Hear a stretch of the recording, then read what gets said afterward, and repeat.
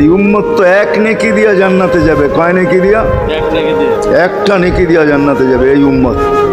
অন্য উম্মতের কথা জানি না আমি, এই উম্মত এক নেকি দিয়া জান্নাতে যাবে। নবীর একটা আদর্শের কারণে জান্নাতে যাবে। সিরত মানি আদর্শ, আর এটা আমরা কদমে কদমে মুহতাজ। কেননা এই ছোট জীবনটা যদি গ্রহণযোগ্যতা পর্যন্ত পৌঁছাইতে হয় আল্লাহর কাছে, চাই নারী হই, চাই যুবক হই, চাই বৃদ্ধ হই, যেই মানুষই হই না কেন, যেখানেরই হই না কেন, যেই বাসারই হই না কেন, যেই বর্ণেরই হই না কেন, যেই পেশারই হই না কেন, যেই সোসাইটিরই হই না কেন, এই জীবনটাকে যদি গ্রহণযোগ্যতা পর্যন্ত পৌঁছাইতে হয় কার কাছে? দুনিয়াওয়ালাদের কাছে না, মালিকের কাছে, যিনি এক ফোঁটা পানির থেকে অস্তিত্ব দিছেন, যার কাছে আবার আমাদেরকে ফিরা যেতে হবে। পালানোর কোনো সুযোগ নাই।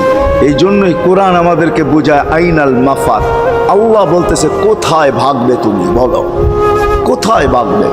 কবির কথাই সত্য, যদিও নাকি পালাও তুমি আকাশেতে লাগিয়ে সিঁড়ি, সিঁড়ি লাগাও যদি আকাশে চলে যাও, তো আল্লাহ বলে তোমার পাগার কোনো সুযোগ নাই। কেননা ইল্লা বি সুলতান, ওইখানেও আমার রাজত্ব, এইখানেও আমার রাজত্ব, ডাইনো আমার রাজত্ব, বামে আগে পিছে উপরে নিচে সর্বত্র আমার রাজত্ব। আমার রাজত্বের বাহিরে যাওয়ার ক্ষমতা তোমাদের নাই। দ্বিতীয় কথা এটো, আইনা আনা মাআকুম আইনা মা কুনতুম, যেখানে যাবে ওইখানে আমি সঙ্গে থাকব, আমাকে দূর করতে পারবে না। যদি করো তাহলে তুমি থাকবে না, তোমার অস্তিত্বই থাকবে না। কেন আমাদের ভিতরে আল্লাহ নাই বটে, কিন্তু আল্লাহর একটা পাওয়ার আছে যেটাকে রূহ বলে। কুলির রূহ মিন আমরি রব্বি, আল্লাহর একটা পাওয়ার, একটা সিফত, সবচেয়ে শক্তিশালী পাওয়ার যেটা, ওটা আমাদের ভিতরে আল্লাহ ঢুকায় রাখছেন, যেটাকে আমরা রূহ বলি। কোরআনের ভাষায় রূহ বলে, বাংলা ভাষায় আত্মা বলে। যেটাকে আমরা আত্মা বলি ওটা আল্লাহর হুকুম ছাড়া কিছু না।